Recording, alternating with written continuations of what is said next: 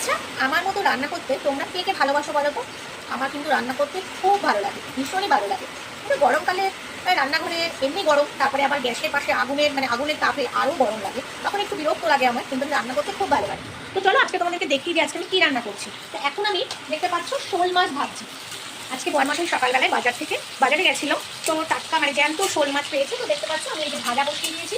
শোল মাছটাকে একটু ঝাল করবো টমেটো, ধনেপাতা, পেঁয়াজ দিয়ে। আর এই বাকি 4 পিস আছে, এটাও ভেজে নেবো।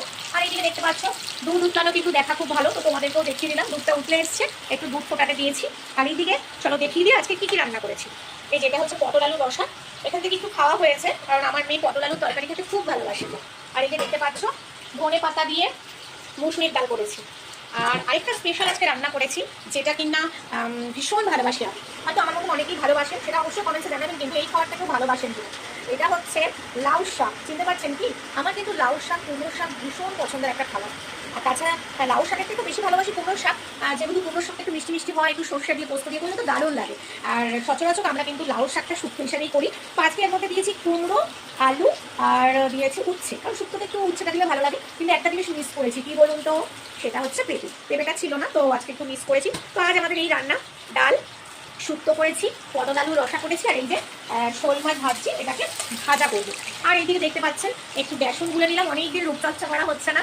রান্নাঘরে তো জানেনই, একটা তাপে স্কিনে অনেকটা ট্যান পড়ে যায়। তো আপনারা চেষ্টা করবেন রান্নাবান্নার পরে ফেস ওয়াশের পরিবর্তে যদি একটু বেসন গুলে, সেটা জল দিয়ে হোক, দুধ দিয়ে হোক, মুখটাকে একটু পরিষ্কার করে নেবেন। আর তাছাড়া আওয়াজ পাচ্ছেন নিশ্চয়ই, খুব জোরে বৃষ্টি হচ্ছে। তো ভালোই লাগছে, কিন্তু বৃষ্টিটা যখন দরকার দেখবেন তখন কিন্তু হবে না। আর সেটা হচ্ছে যখন খুব গরম পড়বে। এখন কিন্তু খুব একটা গরম নয়, কিন্তু বেশ জোরে বৃষ্টি হচ্ছে। চলুন এটাও আপনাদেরকে দেখিয়ে দিই।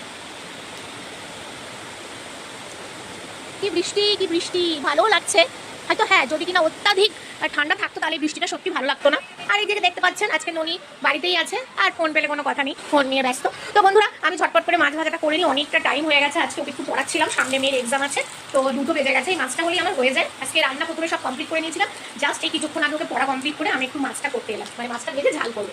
তো খুব ভালো থাকবেন, ভিডিওটি ভালো লাগলে অনেক অনেক শেয়ার করবেন, আর লাইক কমেন্টস করবেন। আর কে কি আজকে দুপুরে রান্না করলেন আমাকে অবশ্যই জানাবেন। টাটা।